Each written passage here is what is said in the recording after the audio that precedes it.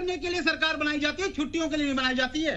ये लोग छुट्टी छुट्टी करके जो अपनी राजनीति को ना दबा के, और मैंने आपको बताया ये कश्मीर के लोगों के रोजगार के सबसे बड़े दुश्मन हैं। चलिए, शेख नासिर साहब आ चुके हैं। शेख नासिर साहब, क्या चाहिए आपको, छुट्टी चाहिए या नहीं?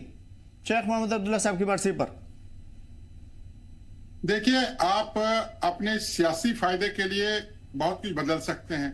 आप कानून में तरमीम ला सकते हैं, कॉन्स्टिट्यूशन को अमेंड कर सकते हैं, लेकिन आप हिस्ट्री को अमेंड नहीं कर सकते। आप अपनी तारीख को बदल नहीं सकते। और तारीख इस बात की गवाह है कि आज जो जम्मू कश्मीर में हम एक डेमोक्रेटिक सिस्टम में रह रहे हैं, आज जम्मू कश्मीर में जमहूरियत है। ये जमहूरियत 13 जुलाई के शोहदा की वजह से जी, ये जमहूरियत 13 जुलाई के शोहदा की वजह से, और ये इस बात में भी कोई दो राय नहीं है कि शेख मोहम्मद अब्दुल्ला जम्मू कश्मीर के एक बहुत बड़े लीडर, बहुत बड़े नेता रहे हैं, और हिंदुस्तान के साथ जम्मू कश्मीर को जोड़ने में उनका एक बहुत बड़ा किरदार रहा। लेकिन यहां जब छुट्टी की बात आती है, जब राजनीति की बात आती है, तो बड़ा अफसोस होता है कि भारतीय जनता पार्टी के या कुछ और जमातों के लोग किसी और चश्मे से इन चीजों को देखते हैं।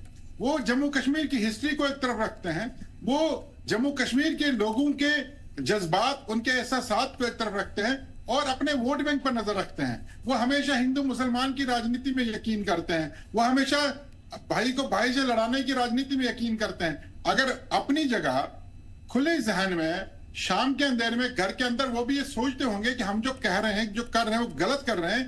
तारीख इस बात की गवाह है कि 13 जुलाई को जो शहीद हुए थे, उनकी वजह से जम्मू कश्मीर में जमहूरी निजाम कायम हुआ था। उन्होंने जमहूरियत के लिए कुर्बानी दी थी। उन्होंने जमहूरी हुकूमत को लाने के लिए, जमहूरियत को, लोगों की जो अपनी पसंद की सरकार लाने के लिए उन्हें अपने आप को कुर्बान किया था।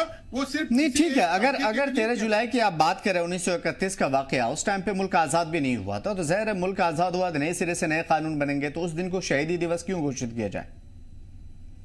देखिए, जम्मू कश्मीर, ये हर कोई जानता है कि 1947 में जब मुल्क आजाद हुआ, जब हिंदुस्तान और पाकिस्तान के बीच में बंटवारा हुआ, जम्मू कश्मीर ना हिंदुस्तान का हिस्सा था ना पाकिस्तान का। ये तो हिस्ट्री है ना, इसको आप झुटला नहीं सकते हो। बिल्कुल, जम्मू कश्मीर का एसेशन हिंदुस्तान के साथ बाद में हुआ, ये तो हम मानते हैं। हमारी तारीख अलग है। हाँ, ये इस बात को हम लोग मानते हैं कि 13 जुलाई के जो शोहदा थे, उन्होंने जमहूरियत को लागू करने के लिए कुर्बानियां दी थी।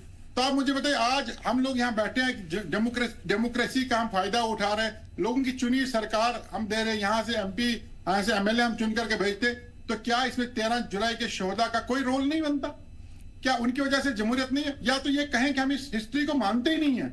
ये हिस्ट्री अब मैंने तो पहली शुरुआत में मैंने कहा कि हम सब कुछ अमेंड कर सकते हैं अपने पॉलिटिकल बेनिफिट्स के लिए। हम कॉन्स्टिट्यूशन को अमेंड कर सकते हैं, हम कवानीन बदल सकते हैं, लेकिन तारीख को बदला नहीं जा सकता। बिल्कुल जाहिर सी बात है, इन तमाम तर चीजों में क्या कुछ सही है, एलजी साहब के फैसले का इंतजार करते हैं। लेकिन बात मैं इसमें ऐड करना चाहूंगा, ये जो छुट्टी की बात, इसको नेशनल कॉन्फ्रेंस में आप एलजी साहब के सामने एक गुहार लगाइए कि छुट्टी अनाउंस कीजिए।